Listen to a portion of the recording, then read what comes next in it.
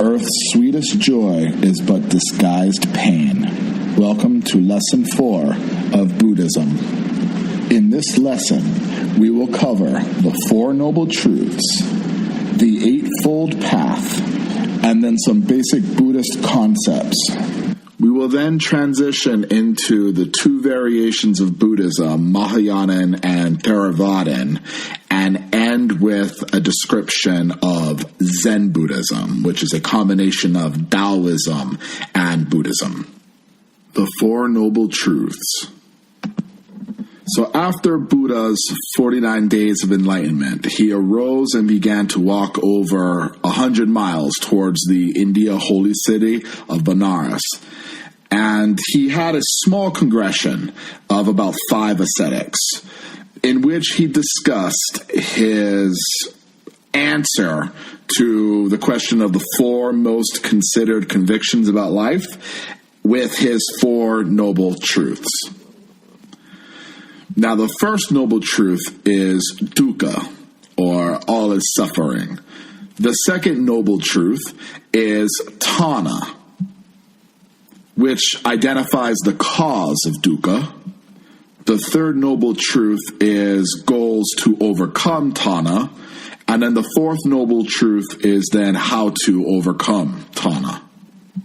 And now we will go into further detail on each noble truth, starting with the first one, or dukkha, usually translated into suffering, which when you first read is a dramatic departure from Hinduism, because at least in Hinduism there was this idea that when a person is first on the stages of enlightenment, they are seeking out pleasure. And that's the first thing we know about. But here, the Buddha is saying, here are the 4 noble truths, and the first one is suffering. This leads many to interpret that Buddhism is a pessimistic religion. But just because it's translated into suffering, that doesn't mean that's the totality of its meaning. In fact, Houston Smith says it's far from its total meaning. If we take into account that the prevailing ideology of the time in India is this idea of grace, something that you're going to have to keep in mind because grace does come in later on. And by grace, I mean that the universe is on our side. A supreme optimism prevails. But as Houston Smith states, the Buddha saw clearly that life as typically lived is unfulfilling and filled with insecurity. That even amidst this optimism, there was more to life. So even though Hinduism starts out saying, go ahead and enjoy yourself, how much of life is actually enjoyable is what the Buddha would ask. What level of our being does such enjoyment proceed? How long does it last? How much of it actually promotes suffering in addition to this good time? Is this pleasure just a momentary feeling that ends up producing long-term pain? Hence the quote that even pleasure is gilded pain.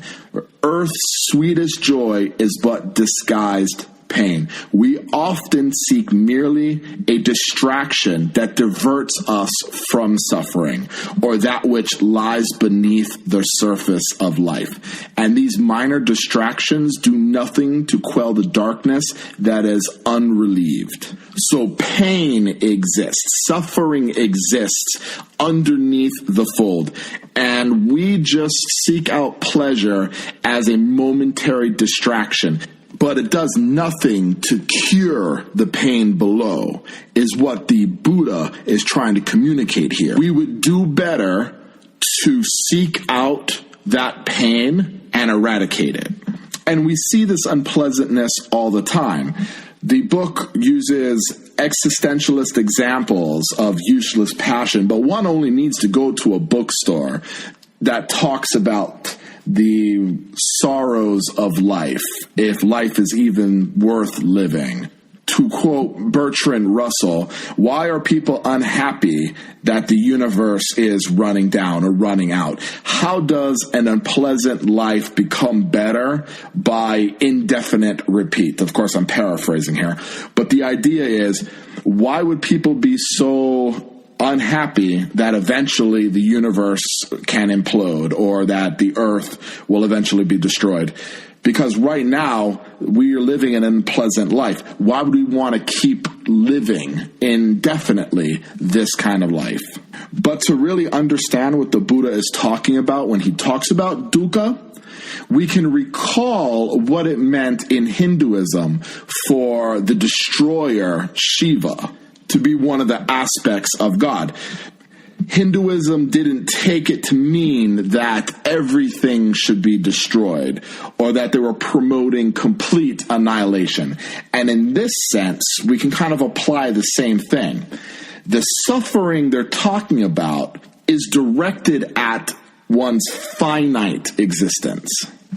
And in this finite existence, something has gone wrong. And that's when Houston Smith transitions into the Pali definition of dukkha as used to describe a wheel whose axles were off-center. It describes a dislocation, which is a much better definition of dukkha, because this dislocation or off-center produces friction, true friction that Houston Smith says relates to one's personal conflict as excessive. And our movements are blocked by this dislocation, in which Houston Smith relates to creativity. And it hurts. And the 6 places where this life sort of pinches, these events in human experience that no one can avoid, is in trauma or birth, the pathology of sickness, or when we are inflicted with a permanent disease. There's also this morbidity of decrepitude, a phobia of death, as Carl Jung reports to be one of the deepest terrors in every patient that he had who had passed the age of 40. To be tied to what one dislikes, which is a strong enough fear to be represented almost throughout the 9 circles of hell in Dante Alighieri's Divine Comedy. To be separated from what one loves. These are all places where life pinches, where friction is caused. And within this first noble truth, they talk about the 5 skandhas of pain, also referred to as the 5 life components. We can see this as how we identify ourselves, or the 5 places of which we believe our identity originates. This is where we generally consider life to be. In order to test this theory, you can simply ask, in what other way can you identify that you're sitting here and listening to this lecture? You know, you have a body, you have sensations, thoughts, feelings, and consciousness. Even if we were to fall into the Cartesian dream argument, we would still assert these life components. Maybe not a body as a material sense, but that's arguable and will take us on a completely different tangent. The point they're trying to make is that somehow life has become estranged from reality. And this estrangement, according to Houston Smith, precludes real happiness until it's overcome. Everything else is just simply a distraction until we locate the source of pain and work on that, which leads us to the second noble truth. The second noble truth, or Tana. So the purpose of the second noble truth is to identify the cause of dukkha, the cause of this dislocation. And unlike dukkha, we can find the meaning of Tana, or the underlying meaning of Tana, from its translation of desire. But of course, we can't shut down desire completely, or we would die. That does not solve the problem, nor would this be something the Buddha would advocate for, because the Buddha has gone on record as advocating for certain kind of desires. For example, the desire for liberation. Therefore, Tana is a specific kind of desire that seems to inflate our ego. And this is the desire to seek private fulfillment. And this is where Houston Smith gets to quote that when we are selfless, we are free. But it is really difficult to live a completely selfless life. And so, as Houston Smith states, Tana is that which ruptures our ability to remain selfless, as it pulls us back from this freedom of a connected mind or thinking about the whole group, and instead pulls us in this ideology in which we focus on merely ourselves, inflating our egos. This is the same concept used in Jnana Yoga, the yoga of philosophy, the yoga of knowledge, the one that works on a level of ration and reason and understanding in order to separate the ego from the true individual. So while splitting the ego in two, dividing the ego from the true self was achieved by selfless acts for the Buddha, and then of course for Hinduism for the yoga, selfish acts have a way of increasing the separateness of existence, the desire for self at the expense of all of the forms of life. This is a chief cause of suffering. And we see examples of this all the time, even here in this class. If you were to take a class photo and you were given the photo to look at, what's the first face you scan for? This kind of egocentric desire is what works to expand the ego, which promotes more suffering, more dukkha because of the desire or Tana. According to Houston Smith, this is where the trouble lies. This is why we suffer, because instead of linking our faith and love and destiny with the whole group, we persist in separating ourselves from the group. Here is when Buddhism hints to a major concept, this interconnectedness, this argument against separateness. But this will be something we will go over later. For now, it's important to distinguish that we often separate ourselves from the majority, even though we get a lot of our identity from the whole.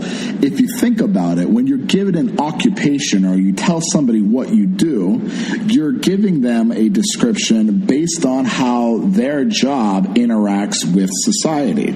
If you're a doctor because you heal other people. If you're a teacher because you educate other people. If you're a lawyer, you use the law as a service towards the community. So one's very occupation relies on being within a society. It relies on having more than just a single person. It relies more on your single-minded entity. A single-mindedness does not help when you're thinking of a description of an occupation. So this idea of Tana as this desire, the inflation of one's ego as we remain selfish, shouldn't be an alien notion. Because simply at a fundamental level, the more you think selfishly, the more you think about yourself, as we are creatures of habit, the more you're going to persist and act as if you are the only one you should think about. And with that, we are going to move on to the third and fourth noble truth. Now that the first and second noble truth has been described. The third and fourth one are very easy.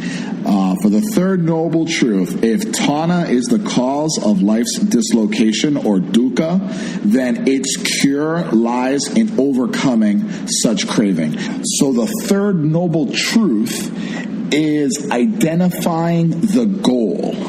This is why Houston Smith compares Buddha to like the surgeon of enlightenment.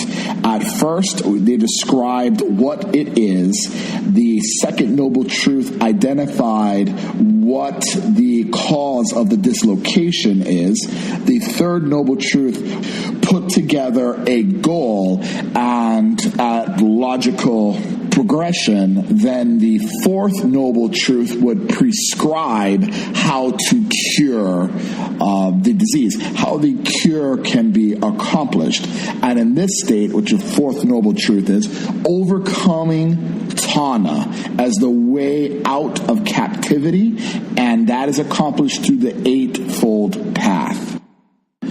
Since we have finished the Four Noble Truths, now we move on to the Buddhist conception of the Eightfold Path, which prescribes the way of overcoming Tana. But before we get into the Eightfold Path, there are a few preliminaries we need to discuss.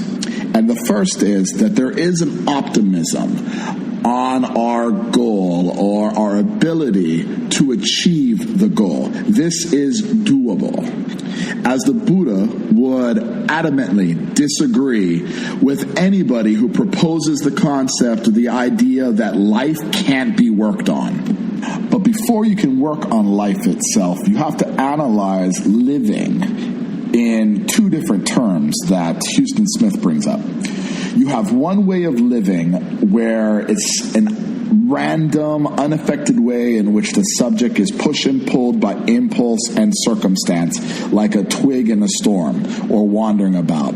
This is kind of the default materialist theory, where if we are just simply brains and synapses and we don't have free will to make decisions, we are just random and chaotic entities bouncing from one compulsion to another. And if that path doesn't seem to you to be one of a healthy, conducive living, worry not, there is another one of intentional living. For those of the intentional path, the Buddha proposes a series of changes designed to release the individual from ignorance, impulse, and Tana. So with this understanding of these two types of living, we can move on to the preliminary step of right association. So the concept here is that we are social animals, influenced at every turn by companion example. And Houston Smith gives a good example of this in the text when he talks about a wild elephant that needs to be tamed or trained. The best way is to begin its yoking by putting him or her in a cage with an already tamed animal. Now, personally, as an Eastern philosopher, this kind of thing comes up all the time, where it's kind of the way through action, because in action, you learn things on a whole different level. It's like the proverb, a picture is worth 1,000 words. Many different Eastern philosophies are skeptical of words' abilities to describe any kind of experience, which further promotes the theory that words can only go so far. Yet in this example, they point to something really interesting. The fact that virtue is contagious. So another individual or yoke fellow has a contagious effect on one who is dislocated. But Houston Smith goes even farther than this, as he utilizes a quote from Robert Ingersoll, in which he states, "When shall we come to recognize that health is as contagious as disease? Virtue is as contagious as vice. Cheerfulness as contagious as moroseness." As a middle school teacher, I can attest to the contagiousness of laughter, especially in little kids. As an adult, I can attest to the contagiousness of a yawn, but of course those are more negative connotations associated with that. The point here is that they want to show or draw a distinction that contagiousness isn't only for the negative, it's for the positive as well. And thus, if one wants to seek out enlightenment, they should surround themselves with the trust winners. That's the conclusion to the right association. So keeping that in mind, we will now move on to the first two steps of the Eightfold Path. Often associated with the image of a golden wheel with 8 spokes, we will start the Eightfold Path with right views and right intent. On a side note, we are going to go through these 8 spokes of the wheel pretty fast, at least 2 at a time, starting off with right views. Now, what the Buddha means by right view is that he sees that a person cannot bypass beliefs. Because in addition to being social animals, humans are also rational animals. So things need to make sense to us. So life needs a blueprint, a map the mind can trust, because unless reason is satisfied, we will not be able to proceed any direction. With reason satisfied, we can follow the natural progression and come to right intent. This idea that once we make up our minds, we need to make up our hearts as to what we really want. People who achieve greatness are almost invariably passionately invested in some supreme thing, one thing that they're going to focus on. So to seek liberation with single-mindedness of this order is the goal. The third and fourth spoke of the Eightfold Path is right speech and right conduct. And with these two comes the addition of kind of taking a hold of the switches that control our lives. And the first switch, obviously, with right speech is our language. Now, the first task here is to become aware of our speech and what it reveals about our character, because what we say matters. So we start by noting what causes us to deviate from the truth and the motives that promote unkindness. Because the Buddha approached truth from an ontological perspective rather than a moral one. He considered deceit more foolish than evil. Foolish because it reduces one's being. Now, this is a complex theory to understand, so let me try to elaborate. When they mean ontologically, they mean it's actually a part of who you are, part of your identity, part of your being. That's what onto means. Existence, being, rather than morally, like right or wrong. So how does this deception hurt one's being? Well, according to Houston Smith, when we choose deception, it comes from a fear of not wanting to reveal to others who we really are. And each time we give in to this deception, we thicken the walls of our ego that further imprison us. So it affects our mode of being. It affects our ego and who we are by choosing to deceive. That's how the Buddha worked out that lying wasn't merely moral. It could be argued that it's both moral and ontologically sound. These things aren't mutually exclusive. But the Buddha definitely saw it as an ontological problem because it affects our being, because it inflates our ego itself, and that ego further imprisons us in this suffering. So after this point of recognition, there's a second direction which we need to take in our speech, and that is one that moves towards charity. We should not fall into the trap of being a false witness or engaging in idle chatter, gossip, or slander, or any kind of abuse.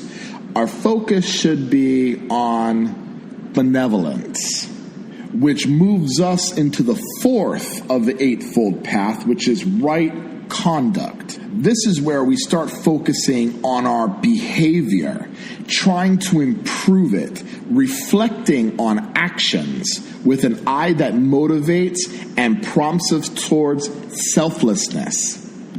Quite simply, don't kill, don't steal, don't lie, and don't be unchaste, which for monks means unmarried, and for the already married means restraint in proportion to one's interest in the distance, basically how long or how far they want to go down this path. And lastly, one should not drink intoxicants. Number 5 and 6 of the eightfold path are right livelihood and right effort.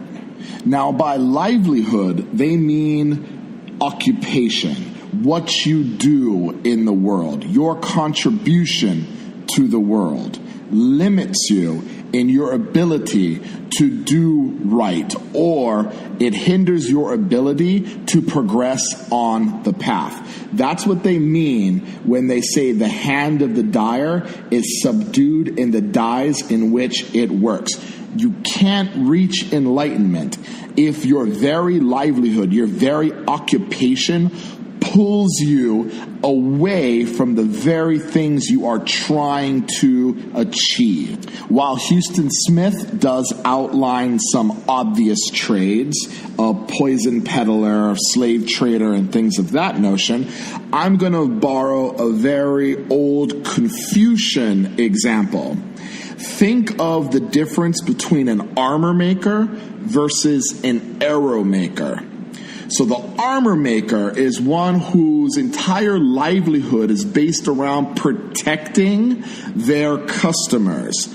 So their entire livelihood, their entire mind's focus is on improving the individual's health, shielding that person from harm. Contrast that with an arrow maker. Their entire livelihood, if they are doing their job, they are killing people. Their whole idea, their whole occupation is centered around how best to hurt another individual. So one's chosen occupation drastically affects if a person can seek out enlightenment whatsoever. This is going to be a constant trend and something we will see obviously in Confucianism, as the poor butcher cannot find enlightenment whatsoever. When your entire job is the cutting up of animals, it takes a toll on you. And it could be argued that the butcher is a necessity, especially in tribal-based countries where you need the protein because of constant war. Regardless, it's good to understand, or it's at least beneficial for our understanding, that your chosen occupation will have a dramatic impact on your ability to progress down the path. And now we'll move on to right effort. So what kind of effort is needed? And by effort, they mean, should you come out of the gate with a full-on sprint, or should you focus on a nice, steady pace? The Buddha was much more confident in the slow, steady pull rather than the full-on sprint, because you're going to run out of energy. And this is a long-term, even lifelong goal that requires a steady pace, kind of drudging forward. And that is the right effort. For he who takes the longest strides does not walk the furthest. If you've ever seen these races, these long distance races, it is not a full-on sprint. Often the longer the distance, the slower and steady the pace. And at last we come to the Eightfold Path's 7th and 8th spoke, right mindfulness and right concentration. Usually contrary to what one would logically assume, our minds have impact. We are the result of what we have thought, and all the things that can be mastered by mindfulness. This comes from one of the best-loved Buddhist texts, the Dhammapada, and this points to understanding, not to be confused with the understanding of the right view, which was the first of the Eightfold Path. This one is more of a holistic understanding, and its counterpart, ignorance. Now, Buddha didn't see ignorance as a sin. He saw it as the offender. And to gradually overcome ignorance, the Buddha counsels us to seek out continuous self-examination. This is what Spinoza meant when he stated to understand something is to be delivered of it. If we could really understand life, if we could really understand ourselves, we wouldn't find life or ourselves to be a problem anymore. So through self-examination, you can keep the mind in control of the senses and impulses rather than being driven by them. You are not a mindless stick being tossed about in the storm of life. You have purpose, you have drive, and more importantly, you have control. Houston Smith gives an example of the fearful and disgusting sights that one can meditate on them until they no longer experience aversion towards them. Through constant self-examination, one arrives at a number of insights. 1, every emotion, thought, or image is accompanied by a bodily sensation, and vice versa.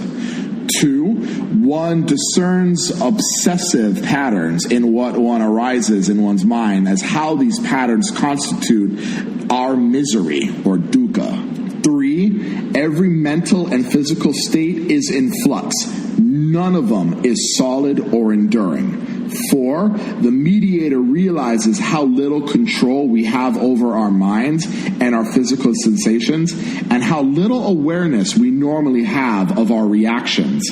And 5, most important, one begins to realize that there is nobody behind the mental and physical events, nobody orchestrating them. Which leads us to the last step in the Eightfold Path, right concentration. Now, what's interesting about right concentration is we've already encountered this type of concentration in the Hinduism's Raja Yoga. Through deep concentration, one reaches a level of absorption with the infinite, was the Hinduism Raja Yoga. The point for Buddhism is to finally take that step where your mind focuses and adjusts to what is important. Finally free of delusion, craving, and hostility, we achieve direct perception. So that is the Eightfold Path in order to alleviate suffering by expelling the selfish desire of tanha. Basic Buddhist concepts. But before they get into the concepts, Houston Smith outlines some known issues with Buddhism. The first one being that Buddha wrote nothing down. Now, this is not uncommon. I mean, in ancient Greece, we only know Socrates because of what Plato, his student, wrote down. Now, Buddha also relied on his students to write down his theories. And there's a gap of almost a century and a half between his spoken words and the first written records. While Houston Smith does note this as a problem, he does commend the Buddha for being extremely faithful and consistent throughout the centuries. And the second issue is just the amount of information and material in the text themselves. Now, the Buddha taught for 45 years, and no matter how consistent people try to keep the Buddha's message, these are still written by other people, and inevitably you're going to run into the problem of interpretation. These interpretations will eventually cause a split, or at least variations of Buddhism, something we'll get into later. But for Houston Smith, he says the most serious obstacle for the recovery of Buddha's rounded philosophy was his own silence at critical points. Houston Smith clarifies what he means here, that while the Buddha has an incredible metaphysical mind, he resisted philosophy. And the word philosophy here is used specifically for the theoretical. While many philosophers harbor some notion about the ultimate questions, and the Buddha was no exception, he still refused to initiate philosophical discussions. This is often what is alluded to when people consider him the silent sage, because he was known for this quote-unquote noble silence.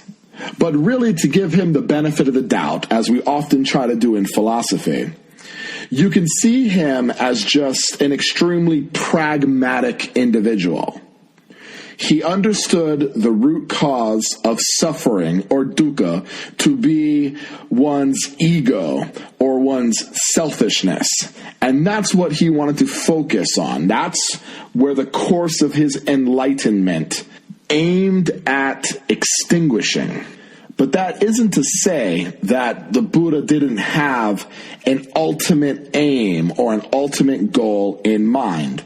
And this is where we are led into the concept of nirvana.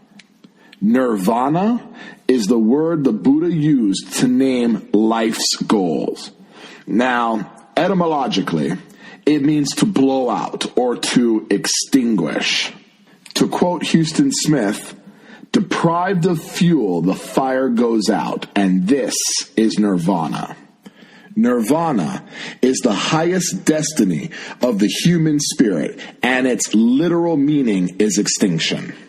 Now, this may lead some to infer that Buddhism is pessimistic in its view, and I don't believe that's correct. Much like Hinduism, when you think about the Hindu god Shiva, for example, as being the destroyer, you have to ask, what are they destroying? And in this aspect, you got to ask yourself, as far as nirvana goes, what is it extinguishing? What is it annihilating? And it is pretty clear here, much like Hinduism, what is being annihilated is the finite. So what does it feel like to experience nirvana? Well, this is where you can bring in this pessimism, because the Buddha was very pessimistic about the word's ability to describe such a state. And this is reflected in the dialogue between one of his heirs, Nagasena, and his students that can be found at the bottom of page 113. But most of it is summed up with the last line that says, "Even so, sir, nirvana exists, but it is not possible to show nirvana. It is a state that is beyond the limitations of the mind, thoughts, feelings, and will, because these things are confinements." This leads Houston Smith to play with the concept of, is nirvana God? In which you have to pose two questions right back to that. What do you mean by God? There's the God that's of the personal being, who's created the universe by deliberate design. And if that is your concept of God, then no, nirvana is not God. And if the absence of a personal creator God is atheism, then Buddhism is atheist. But if you mean kind of closer to the Hinduist concept, maybe something like a godhead that is without personality but is infinite nonetheless, then one could describe nirvana as a type of reaching the godhead. And there's an excellent quote by Edward Conze, the noted Buddhist transcriber, that sums this up pretty well.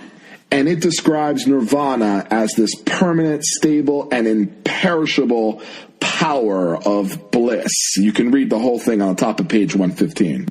So this concept of nirvana, according to Houston Smith, that is pointed out by Edward Conze, shows that nirvana is sufficiently close to the concept of God as a godhead.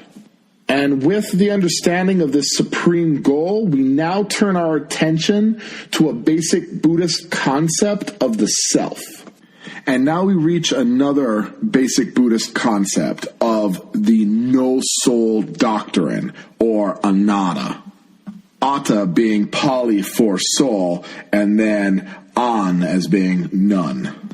And by soul, they do mean this spiritual substance that is immaterial in the dualistic sense. And when I say dualistic, I mean material versus immaterial. So this immaterial soul is completely denied by the Buddha. He denied this ghostly substance within the body.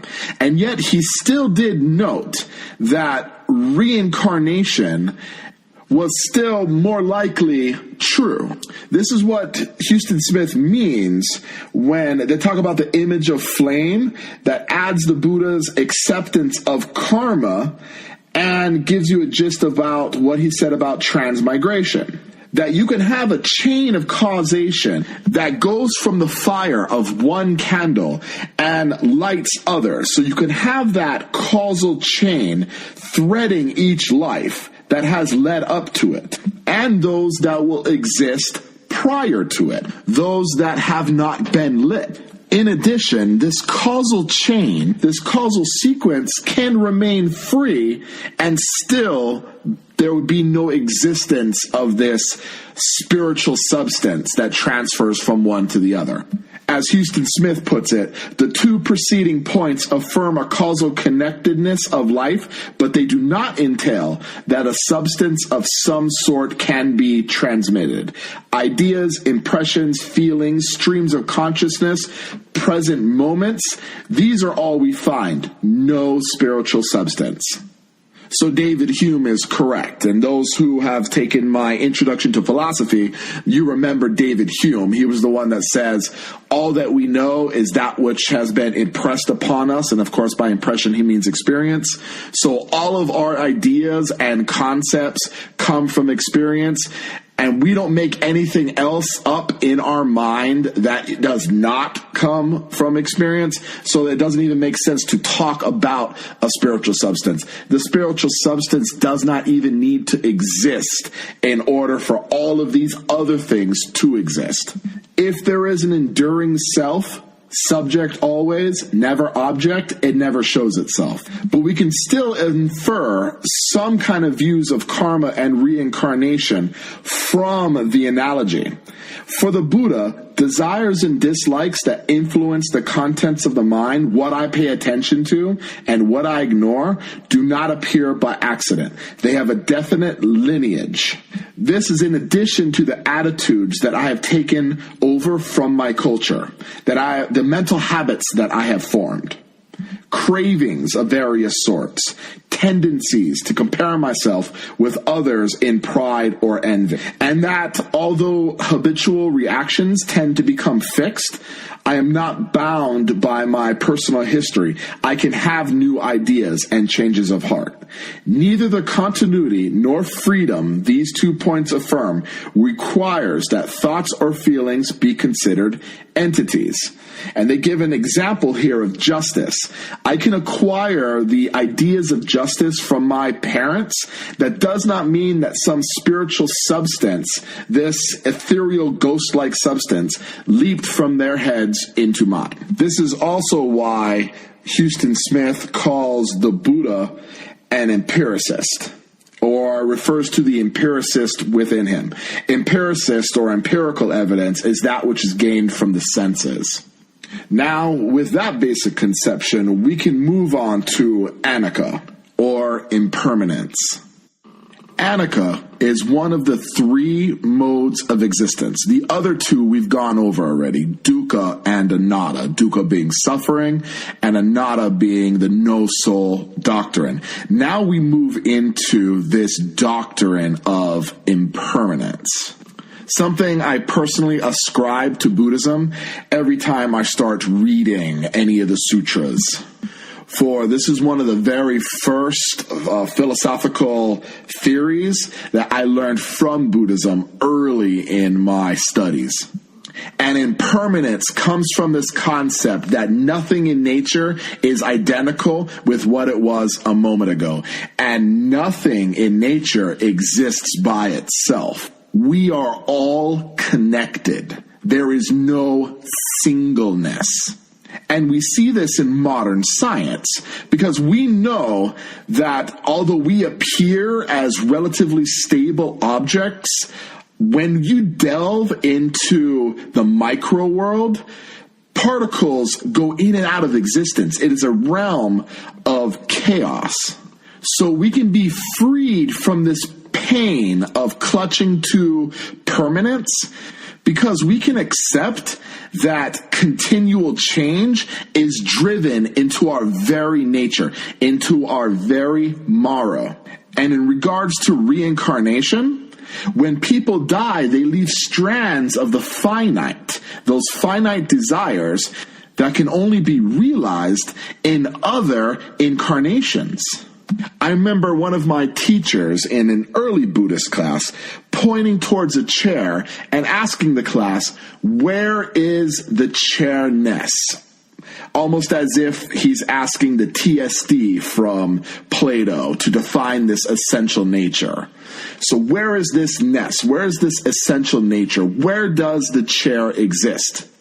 And you can't point to a single part because it is the culmination of the parts that make the whole.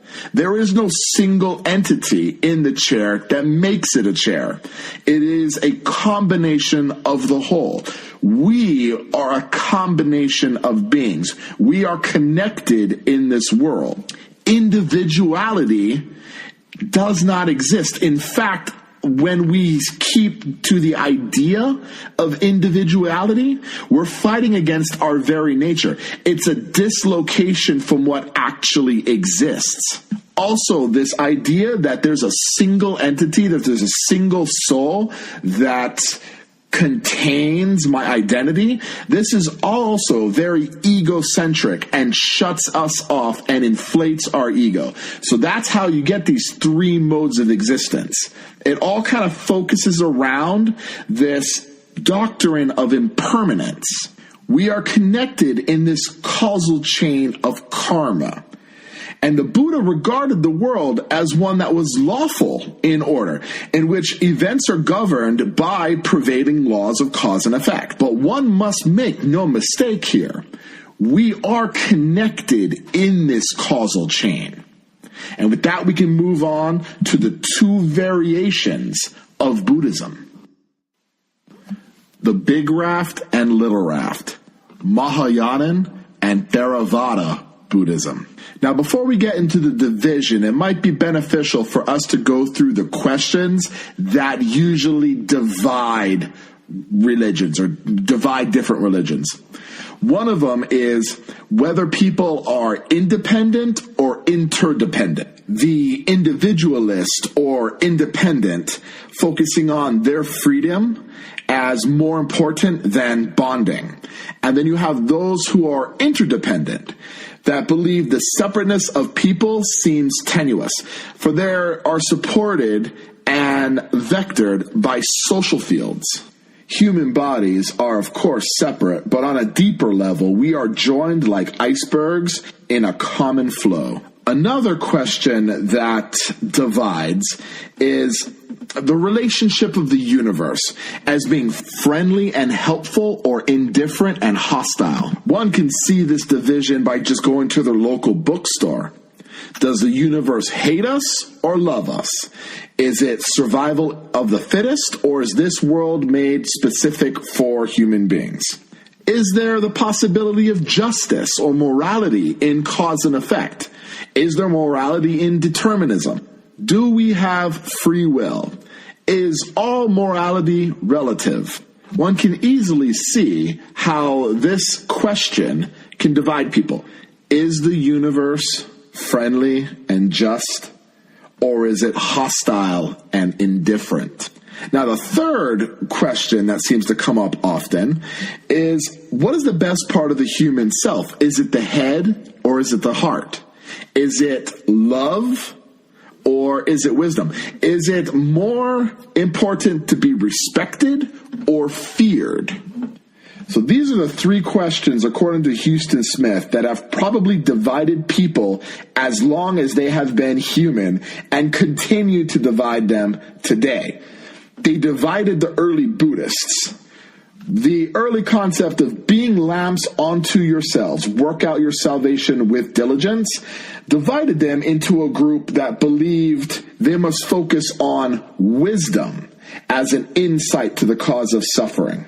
The other group held that compassion is more important. One group made enlightenment and Buddhism a full-time job. The second group was a little less demanding and said the layperson can find enlightenment just as the professional can. Now, both of them called themselves yanas, or rafts or ferries, because they are ferrying individuals towards enlightenment. But as you can imagine, the Buddhism that was for the lay people, not just the professionals, had more representation, had more people. That's why it's considered the big raft. Maha meaning great, and then yana for the big raft, Mahayana. The other group, by default then, became the Hinayana, or the little raft. Obviously displeased with this name, Hinayanists prefer they be called Theravada, which means the way of the elders. And this is the group that focused on wisdom and making Buddhism a full-time job. Enlightenment was for the professionals, those who dedicated their entire lives to the profession. As you can imagine, the differences didn't stop there. And Houston Smith does a good job of outlining many and then putting it on a chart after he goes through an essential few one by one. I won't spend too long on these variants. You can look up the chart yourself. At a fundamental level, the most important thing is to understand that the Mahayanists believe that the lay people can find enlightenment just as easy as the professionals. And the Theravadas, they believe it is a full-time profession in order to seek enlightenment. Nonetheless, let's discuss some important divisions that are brought up. For the Theravada, Buddhism's progress is up to the individual. It depends on their understanding and resolute application of the will. But for Mahayanists, the fate of the individual is linked to that of all life. Another difference between the two is the Theravada holds that humanity is on its own in the universe. No gods exist to help us over the humps, so self-reliance is our recourse. Mahayans, in contrast, believe grace is a fact. See, there's that concept of grace again, that the universe is on our side, that the laws of karma are just, that there is Buddha in every grain of sand. In Theravada Buddhism, the prime attribute of enlightenment is wisdom, the bodhi, the meaning and profound insight into nature and reality. From these realizations flow automatically the four noble virtues. But from the Mahayanan perspective, compassion cannot be counted on to be automatic. From the beginning, compassion must be given priority over wisdom. Meditation yields a personal power that can be destructive if a person has no deliberate cultivation of compassion. Now, this is a real difference here because many people attribute wisdom or reason as being cold and compassionless. They associate benevolence or compassion as a chief virtue, a foundational virtue, in order to fight off selflessness. But then you have another group who says, no, you need understanding. Wisdom is the path towards selflessness. And so it follows from these differences that the ideal type, the arhat, or perfect disciple, for the Theravadas, was a person who strikes out on their own, alone for nirvana. The Mahayanan ideal was contrary, is more like the Bodhisattva, one whose essence, sattva, is perfected in wisdom, bodhi. This being that has reached enlightenment renounces the prize and returns to the world to make nirvana available to others. And Houston Smith illustrates this so well with his short story about the four men who, journeying across an immense desert, come upon a compound surrounded with high walls. One of the four, determined to find what's in the inside, scales the wall, and upon reaching the top, gives a whoop of delight and jumps over. The second and third do the same, but when the fourth man gets to the top of the wall, he sees below him an unchained garden with sparkling streams, pleasant groves, and luscious fruit. Longing to jump over, resists the temptation, remembering all the other wayfarers who are trudging through the burning desert, climbs back down and devotes himself to directing them to the oasis. The three men in the beginning are the arhats, the last one, the bodhisattva. And as you can imagine, this difference strikes to the very nature of how they estimate the Buddha himself. For in one instance, he's essentially a saint. On the other, he's a savior. And as Houston Smith puts it, in the end, the wheel comes full circle. The religion that began as a revolt against right, speculation, grace, and the supernatural ends with all of them back in full force, and its founder, who was an atheist as far as the personal God was concerned, transformed into such a God himself. From here, a bunch of differences are listed, and they mention the historic figure of Asoka, the Mahayanan and great Buddhist, that promoted the big raft himself and commend it to his subjects. His Buddhist wheel of law still waves on India's flag today. The variations didn't stop here. As Buddhism spread across the land, it became incorporated in other religions. And one very popular amalgamation of both Buddhism and Taoism became Zen. Now, Zen Buddhism, or Chan Buddhism, is the kind of Buddhism that was profoundly influenced by Taoism, a religion we're going to get to later on in the course. But what's interesting about Zen Buddhism, as Houston Smith states, entering Zen is like stepping through Alice's looking glass. Zen masters do not focus on passing down wisdom in the same way that traditional religions pass down wisdom. The Zen masters gather for conversation, but this conversation includes declaring things like there's no such thing as Buddhism or enlightenment or anything remotely resembling nirvana. They work to try to trick each other, set traps for one another. In Zen Buddhism, you're often given riddles that you need to figure out, puzzles that you need to figure out. You are often challenged at every turn. And that is because the Zen Buddhists understand the limitations of speech. At worst, they construct an artificial world wherein our actual feelings are camouflaged and people are reduced to stereotypes. Second, even when their descriptions are reasonably accurate, the descriptions are not the things described. It's like looking at a menu for the meal, but the menu is not the meals. And then finally, as the mystics emphasize, our highest experiences elude words almost entirely. You cannot describe the taste of red wine to a person who has never tried red wine.